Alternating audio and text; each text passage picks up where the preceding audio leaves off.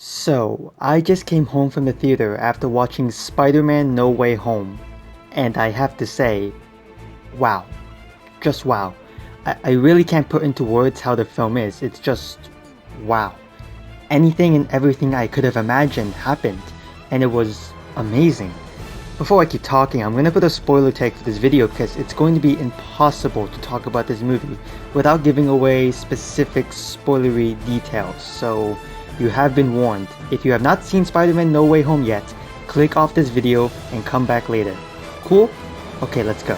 Before I go on and bust my nerdgasm, I'm gonna talk about some things that I didn't like. I'm gonna do this so I can spend the rest of the video talking about what I like because, man, I just fucking love this film a lot. First off, there's a bit too much jokes. For a film that's meant to be a tonal shift for this Peter Parker and his world, I felt that there was a bit more jokes than was needed. Some of the humor was great, but some can be dropped. Also, out of all of the villains, I felt that Lizard was the weakest one in terms of having any depth or character. All the other villains had clear motivations and goals, and Lizard just didn't have much going for him. Sorry, Dr. Connors. And the last problem I had was with the big introduction of Tobey Maguire's beloved Spider-Man. After Andrew was introduced, it felt kind of predictable when Tobey came through the second portal with just regular clothes. I felt that it could have been more grand, but besides that, I really enjoyed seeing Tobey and Andrew again. So yeah, that was the stuff I had problems with, so let's get to the things that I really loved. First off, I want to say that the movie was able to pull off the fan service and nostalgia really well. You often see other films from other franchises like Star Wars try to pull this factor off, but it just feels unnatural and forced. But with this, everything is able to work with the context of the story. The villains and other Spider-Mans come to this universe because Peter wanted to fix a part of his life, which resulted in further consequences. So having these past villains here just works really well for that. Alfred Molina and Willem Dafoe were perfect in reprising their roles as Doc Ock and Green Goblin, especially Dafoe. He really gave it his all for this film. It was a performance of the Green Goblin that was just perfect, a menacing foe that was able to manipulate those around him. I really enjoyed that. While we're talking about nostalgia, I think the way both Tobey and Andrew Spider-Mans were used was fantastic. They weren't just used as a nostalgia factor, but as a way to push Tom's Spider-Man forward. I love the amount of heart-to-heart moments these three had, and I really do wish we get more of it down the line. Also, the humor between these three was absolutely hilarious. The amount of jokes these three had made me laugh so hard in the theater. I'm not gonna go deep into those jokes, because you should hear those for yourself, but if you wanted a conversation about Tobey's organic webbing, yeah, it's there. Also, I like the fact that Tobey and Andrew were able to talk and have their own heart-to-heart moments. Even though they were here to push Tom's Peter, this is still the first time that they are meeting, and I really love the exchanges these two had. Speaking of Tom's Peter, he finally becomes the hero he was meant to be all these years. In these last few films, he's been labeled Iron Boy Jr. or Spider-Boy or a sidekick. This is the film that really changes that for the better. He has to find a way to save the villains who have come to his universe because he doesn't want them to die. Because that's not what Spider-Man is about.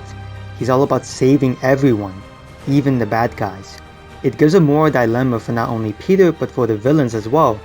Are they going to take the second chance that they have to be better? It's great that they treated these villains as victims who needed help in saving and not just monsters. By the end of it, Peter has his secret identity restored with everyone in the world forgetting who Spider-Man is, but in doing so, he loses the close relationships he has. Although he saves the day and the universe, he loses the people closest to him. There's even a moment where he wants to tell MJ he's Spider-Man, but he doesn't go through with it. The worst part is that neither her, nor Ned, or Happy remember who he is. This story forces Peter to grow up, to act on his own, and to face his own struggles. And because of this, he becomes his own hero. He finally becomes Spider-Man. Oh yeah, this is also a part 2 of the Multiverse trilogy that I predicted alongside WandaVision and Madness in the Multiverse, so let's just see how many theories I got right. Let's see, I got the theory about Matt Murdock right, it's just the wrong scene. The Mephisto one is on the shelf. Strange being Mephisto is definitely off the shelf. But the box being related to the multiverse's villains was right. That box contained a strange spell that could bring more villains to their world.